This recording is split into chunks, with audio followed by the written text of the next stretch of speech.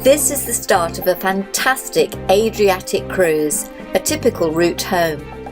Venice back to Southampton on the P&O ship Aurora. We have a full passenger area tour of the Aurora on Doris Visits. This cruise is special, historically special, Game of Thrones special. Take a look from deck 13 of the P&O ship Aurora. There are longer films of all these stops on Doris Visits. Last night we were in Venice. Now we're starting our cruise down the coast of Croatia. We're in Zadar. Landwood Gate is at the entrance to the old walled city.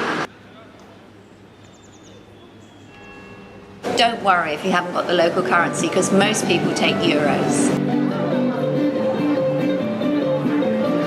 Square is a great place to relax and just have a beer.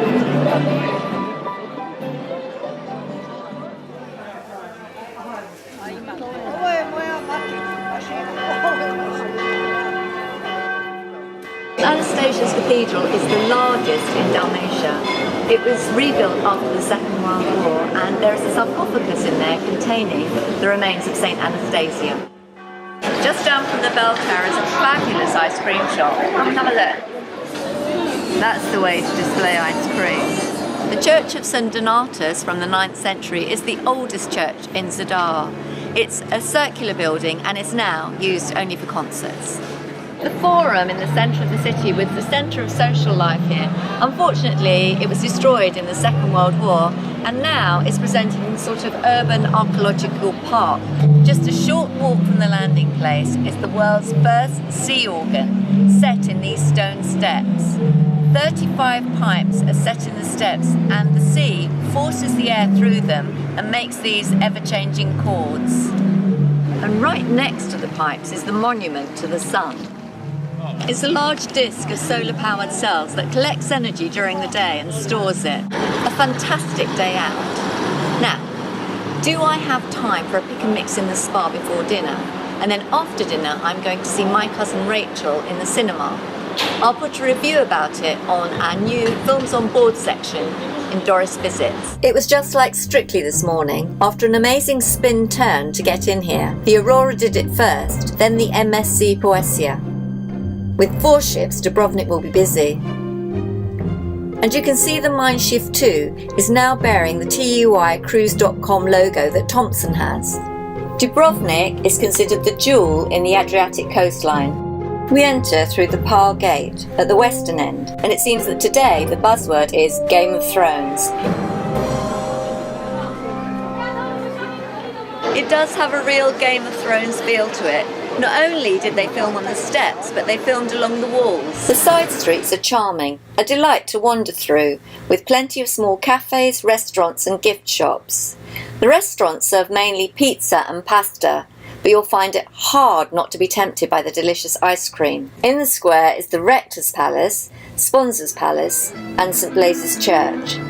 St Blaise's Church dates from 1740. Welcome to the Rector's Palace, where Daenerys Targaryen stood at the bottom of the stairs looking up at the Spice King of Quarth and asked for ships to sail to the 7 kingdoms.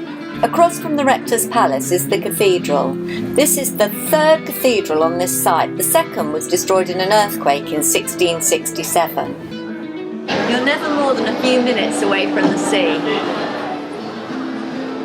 In the harbour, the water is crystal clear and the sun bounces off it like sparkling diamonds. There are plenty of opportunities to just stop, have a drink, something to eat, watch the boats, as well as walk around the walls, which we're going to do next. This garden rooftop restaurant is very well situated, with friendly staff. The Church of St Ignatius at the top of the Spanish Steps is so beautiful inside, we thought it was worth its own film. You can check it out on www.dorisvisits.com.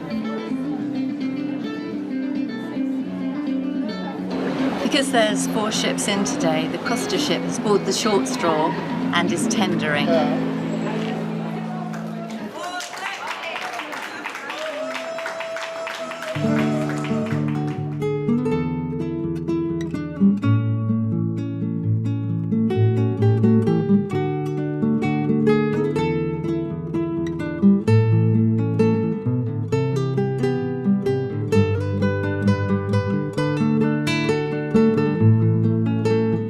This area here is the area they used for the docks in Game of Thrones. Obviously they would have filmed looking outwards at the walls and the sea and the castle. They wouldn't look back on the town, or if they did, it would have been changed with CGI. So we're sailing away from Dubrovnik. Goodbye Game of Thrones land. What a beautiful place to visit. Next stop, Messina Straits. One thing we do enjoy is to eat out, just as we would at home. But it's much cheaper in the specialty restaurants on board. Tonight, we're in the beach house. Stuart had the specialty kebab, and I had the sizzling halloumi plate.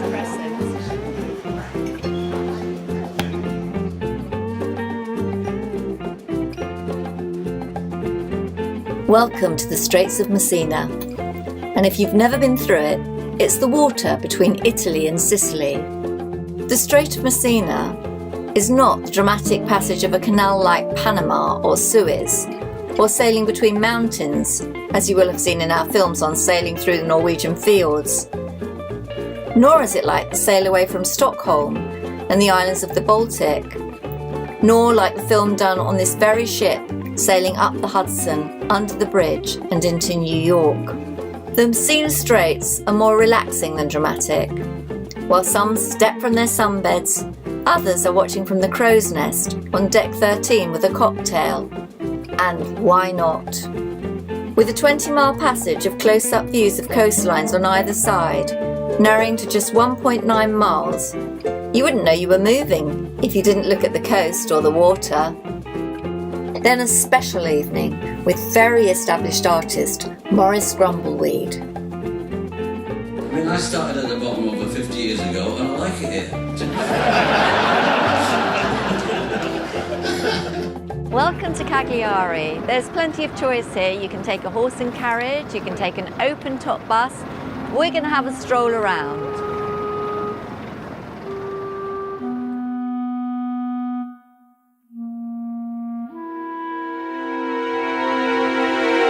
Just by the lift, if you walk down the hill, is the square with the Reggio Palace on the left-hand side.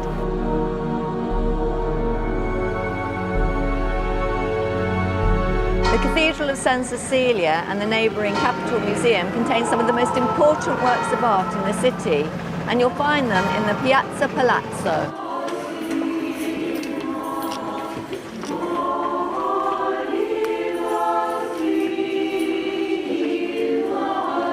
This small church next door is not only the one that's packed, but the people are wearing traditional dress. Sardinia is a bit of a treasure hunt, but the amphitheatre is around the top of this winding road that I'm walking up now. This amphitheatre is one of the island's most important and impressive remains from the Roman occupation. It's generally believed to have been built in the 3rd century AD, although some experts date it earlier, at the time of the building of the Colosseum in Rome, in the 1st century AD. The Elephant Tower has become a symbol of the city's past glories and achievements.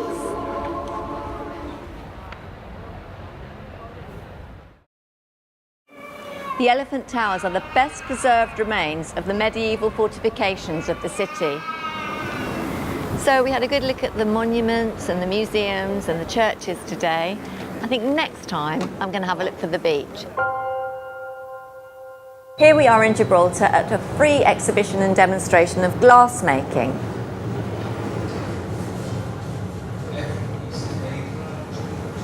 Why don't you make it?